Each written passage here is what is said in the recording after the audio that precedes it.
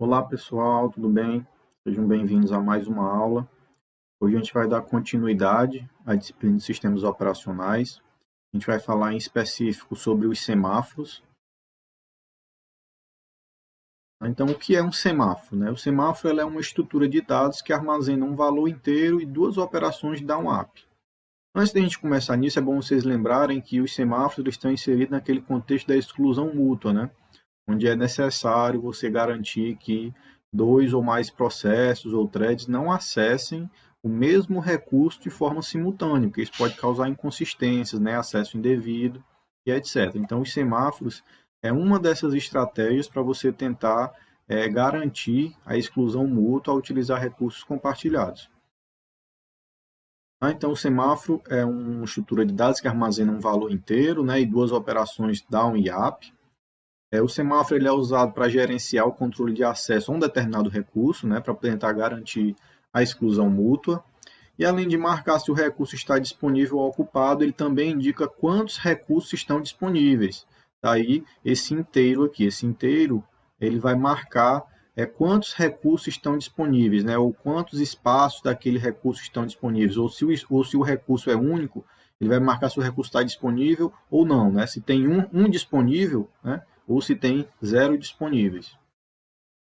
Então, semáforos simples, que somente marcam se o recurso está disponível ou não, como esse que eu acabei de citar, eles são chamados também de semáforos binários ou mutex. Tá? Então, você tem dois tipos de semáforos. Semáforos que armazenam o valor inteiro e dizem quantos recursos há disponíveis daquele determinado recurso, e o semáforo binário, quando ele armazena somente 0 ou 1, dizendo se tem recurso disponível ou não tem recurso disponível. Tá? Então veja essa pequena analogia aqui, para a gente tentar entender o que são os semáforos. Então imagine que em uma biblioteca há 10 espaços de estudos idênticos, né? Aquelas baiazinhas das bibliotecas, por exemplo, né? Aquelas mesinhas com cadeira, estudo e etc. Então você tem 10 espaços daqueles idênticos. Cada espaço só pode ser usado por um estudante, né, naquele determinado espaço de tempo. Então você não pode ter dois estudantes utilizando o mesmo espaço de estudo. E o estudante interessado no local de estudo, ele deve requisitar ao atendente da biblioteca e indicar interesse em utilizar a baia, né, aquele recurso. Se não houver nenhum local de estudo disponível, o estudante ele espera na recepção até que surja uma vaga, e ao terminar de usar o local de estudo, o estudante deve ir à recepção e avisar que há mais um espaço de estudo livre, já que ele está saindo, então vagou um espaço livre de estudo. Nesse caso, o recepcionista ele somente conhece quantos locais de estudos estão vagos. Ele não sabe quais são. Né? Imagine que os espaços de estudos estão lá no fim da biblioteca e o atendente não vê. Ele só sabe que tem recursos disponíveis ou não, porque os alunos, ao saírem, avisam a ele. Então, quando o estudante requisita o local de estudo, o atendente ele decrementa o número de locais disponíveis. Quando o estudante sai, ele incrementa. Então, ele fica só fazendo essa continha, né? Dizendo que tem 5 espaços disponíveis. Quando sai mais um, vai para 6 espaços disponíveis. Se chega mais um, volta para 5. E assim vai. Então, ele só anota quantos espaços há disponíveis dentro da biblioteca. Então, no exemplo anterior, o atendente da biblioteca, ele é o semáforo que conta, né? Não é um semáforo binário, é um semáforo comum que armazena lá um valor inteiro para contar a quantidade de recursos que estão disponíveis. Então, o atendente da biblioteca é o semáforo. Os estudantes são os processos ou threads que estão disputando aquele recurso. O recurso é o local de estudo. Nesse exemplo, o valor do semáforo, inicialmente ele é 10, porque você tem 10 baias disponíveis, e quando todos os locais de estudo estão vazios, né, que é, quando, é o início. Espera aí, quando um estudante deixa um local, o local é liberado e o número de disponíveis é incrementado, né, pessoal? Aqui é incrementado, né? Ele é incrementado em 1, tá? Ele é incrementado em 1. E já que ele saiu, o número de disponíveis aumenta, tá? Então, isso aqui, cuidado com esse itemzinho aqui. Incrementa, tá? Eu vou consertar no slide. Após os próximos estudantes, o valor ele é decrementado para 8, 7 e assim por diante, né? Tá? E se alguém requisitar um local de estudo e o valor atual do semáforo for zero, o estudante ele é obrigado a esperar na recepção até que haja algum lugar vago. Então, lugar vago é quando o valor do semáforo é maior que zero, né? Então, o que estiver acima de zero são os locais vagos, tá? Se algum dos locais de estudos forem liberados, mas há diversos estudantes esperando, né? Então pode-se usar algum método de seleção, né? Por exemplo, eu tenho lá 10 estudantes que estão esperando e vagou uma vaga. Quem eu vou escolher, né? Então esse método de seleção, você pode utilizar o FIFO, né? Que é o First In, First Out, que é o primeiro que chegou, é o primeiro que entra, né? Ou seja, é por ordem de chegada. Você pode também utilizar por cara e coroa, né? Ou seja, joga uma moedinha para cima e ver se o aluno vai ser o escolhido ou não. Pode ser de forma aleatória, né, pelo atendente, ele indica um qualquer lá e manda entrar. Então, assim, a gente não está entrando nos méritos de justiça quanto a esse método de seleção. Né? O mais esperado é que seja por ordem de chegada. Né? O primeiro a chegar é o primeiro a usar o recurso, mas nem sempre isso acontece no sistema operacional. Tá? Então, ele pode utilizar um método de seleção baseado em prioridades ou de forma aleatória. Né? Isso depende de como o SO foi implementado. Tá? Dando continuidade aos semáforos, o Dijkstra, né, ele propôs a existência de duas operações dentro do semáforo, o down e o up. Né? O down é aquela operação que verifica se o valor do semáforo é maior do que zero, e se for, ele decrementa o valor e prosseguirá. Né? Então, é aquela mesma ideia que eu acabei de explicar para vocês. Tá? Se tem espaço vago, o número é alto, né? Por exemplo, 10. Se um espaço foi ocupado, ele decrementa. Esse decremento é o down, tá? É o mesmo decremento. E o up é o incremento.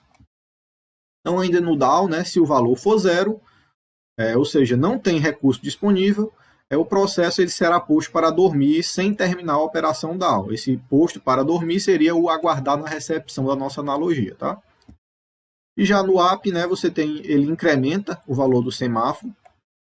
E se um ou mais processos estiverem dormindo naquele semáforo, né, incapacitados de determinar uma operação down anterior, o sistema ele vai escolher um desses processos para concluir o processamento. Aí, como ele escolhe? Pode ser de forma aleatória, pode ser utilizando uma abordagem FIFO, né? Isso vai depender de como foi implementado, tá? Ainda dentro do semáforo, né, você vai verificar o valor, alterá-lo e possivelmente dormir, né, ou acordar. São tarefas executadas todas com uma única ação atômica e indivisível. Então, isso de ser executado com uma ação atômica e indivisível é para evitar aquele processo de que outro processo receba o tempo lá da CPU enquanto ele está fazendo o decremento da variável, por exemplo, e ficar com inconsistências, né?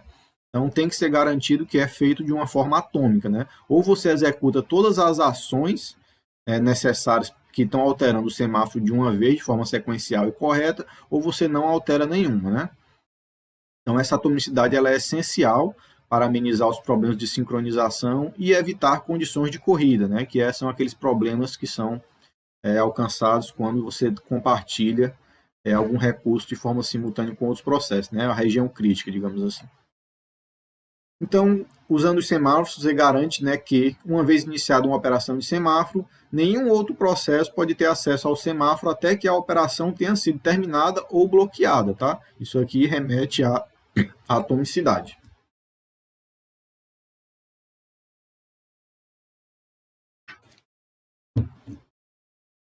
E a exclusão mútua utilizando os semáforos. A exclusão mútua ela pode ser implementada através de um semáforo binário, associado ao recurso compartilhado.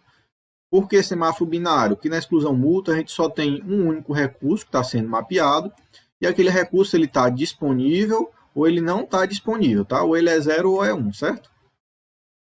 Então a principal vantagem dessa solução em relação aos algoritmos apresentados é a não ocorrência da espera ocupada, né? Aqui você não tem aquele laço que o processo fica processando de forma infinita até que o recurso esteja disponível.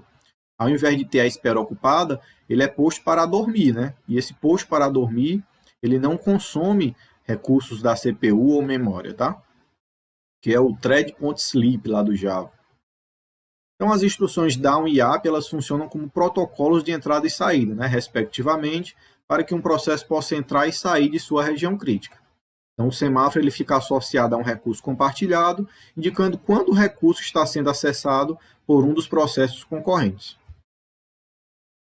O valor do semáforo igual a 1 indica que nenhum processo está utilizando o recurso, ou seja, ele está disponível, né? 1 é disponível, enquanto o valor 0 indica que o recurso está em uso, ou seja, não está disponível.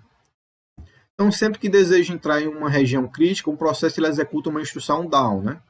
E se o semáforo for igual a 1, então o semáforo é decrementado e o processo consegue executar sua região crítica. Caso o semáforo seja 0, então o processo ele é colocado em estado de espera, não gerando a espera ociosa do sistema, né? Não consumindo recursos de CPU ou memória de forma indevida. Então, além de permitir a implementação da exclusão mútua, os semáforos eles também podem ser utilizados nos casos onde a sincronização condicional é exigida. Um exemplo desse tipo de sincronização ocorre quando um processo solicita uma operação de entrada e saída, né? Então, o processo vai lá, requisita o SO requisita o controlador de entrada e saída. O pedido faz com que o processo execute uma instrução down no semáforo associado ao evento e fique no estado de espera, né? Até que a operação seja completada. E quando a operação termina, essa rotina de tratamento da interrupção ela executa um up no semáforo, liberando o processo do estado de espera. E aqui a gente vou mostrar agora dois probleminhas, né, que são muito utilizados nos sistemas operacionais. O primeiro é esse jantar dos filósofos, né? Então, o que é esse problema? Então, nesse problema, há uma mesa com 5 pratos e 5 hashis, né? Hashis são esses pauzinhos aqui, né, que a gente usa na culinária japonesa. Então, a gente tem 2 hashis, né? Então, você tem 5 pessoas sentadas à mesa, você tem 5 pratos, e também só tem 5 hashis. Para que todos possam comer de forma simultânea, você precisaria ter 10 hashis, né? E não somente 5. Então, toda vez que um filósofo para de pensar e deseja comer, é necessário que ele utilize 2 hashis. Então, o filósofo ele tem 2 comportamentos. Ou ele está pensando, ou ele está comendo. Tá?